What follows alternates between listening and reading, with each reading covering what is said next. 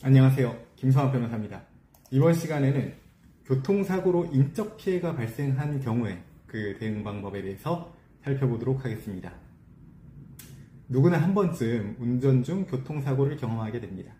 대부분의 교통사고가 단순 부주의로 발생하고 인적 피해도 경미하지만 간혹 중대한 과실로 인해서 심각한 인적 피해를 야기하는 경우가 있습니다.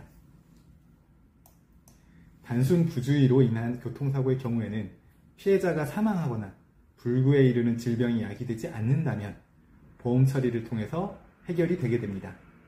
반면에 중대한 과실로 인해서 교통사고가 발생했을 경우 혹은 피해자가 사망하거나 불구에 이르는 질병이 야기된 경우 해당 사고를 발생시킨 해당 운전자는 교통사고 처리 특례법 위반으로 의율되어 형사처분이 내려지게 됩니다. 교통사고 처리 특례법 제3조 제1항에 의거해서 사회 운전자가 교통사고로 인해서 업무상 과실치상의 죄를 범한 경우에는 5년 이하의 금고 또는 2천만 원 이하의 벌금에 처해지게 됩니다. 다만 이와 같은 범죄는 피해자의 명시적 의사에 반해서 공소를 제기할 수 없고 또한 이제 보험 처리가 되었을 경우에는 따로 이제 처벌을 받지 않게 됩니다. 다만 다음에 설명드리는 이제 중대한 과실들이 있을 경우에는 보험 처리가 되고 피해자가 명시적으로 처벌 의사를 밝히지 않았다고 하더라도 형사처벌의 대상이 됩니다.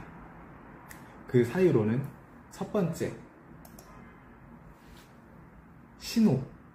신호를 위반하거나 통행금지 또는 일시정지를 내용으로 하는 안전표지가 표시하는 지시를 위반하여 운전한 경우, 그 다음 2호, 중앙선을 침범하여 사고를 발생시킨 경우, 그 다음 3호, 제한속도를 시속 20km 이상 초과하여 운전한 경우, 4호, 앞지르기 방법, 금지 시기, 금지 장소 또는 끼어들기 금지를 위반하거나 고속도로에서의 앞지르기 방법을 위반하여 운전한 경우, 5호, 철길 건널목 통과 방법을 위반하여 운전한 경우, 6호, 횡단보도에서의 보행자 보호 의무를 위반하여 운전한 경우,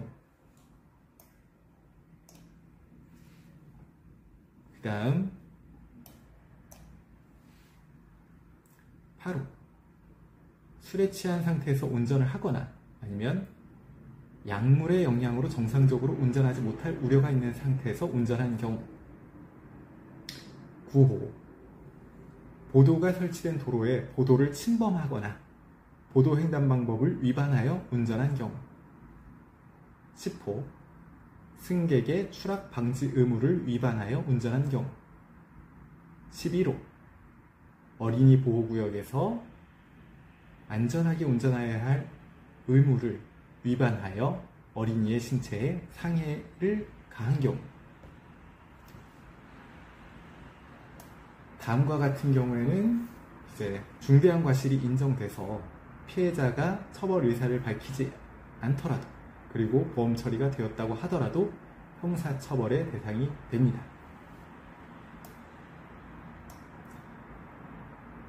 다만 이와 같은 이제 12대 중과실이 없다면 업무상 과실치상 내지 중과실치상의 경우에는 반의사불벌죄에 해당되어 피해자와의 합의를 통해 처벌을 면할 수 있습니다.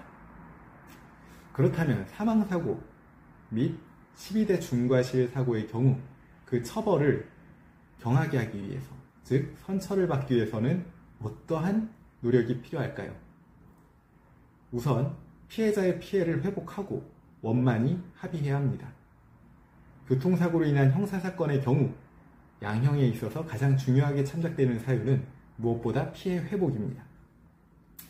피해자가 입은 피해를 충분히 배상하고 피해자로부터 용서를 받는 노력이 가장 우선시 되어야 되며 피해자와 직접적인 연락이 닿지 않는 경우에는 변호인을 선임하여서라도 반드시 피해자와의 합의를 진행하시기를 추천드립니다. 다음으로 사고의 경위와 관련하여 참작받을 만한 사정들을 정리하여 제출할 필요가 있습니다. 사고는 일단 교통사고라고 하는 것은 운전자의 과실로 인한 것이므로 과실 자체를 부인하는 취지의 주장을 해서는 안 되겠지만 피고인 측 과실과 피해자 측의 과실이 경합하여 사고가 발생한 경우에는 이와 같은 사정들을 재판부에 적극적으로 현출하여 처벌을 경하게 받을 그런 필요가 있습니다. 오늘은 교통사고로 인한 인적 피해를 야기한 경우에 그 법적 대응 방법에 대해서 간략하게 살펴보았습니다. 조금이나마 도움이 되셨으면 합니다. 여러분의 권리를 지키고 언제나 신속하고 정확한 해법을 전해드리는 김성학 변호사입니다. 감사합니다.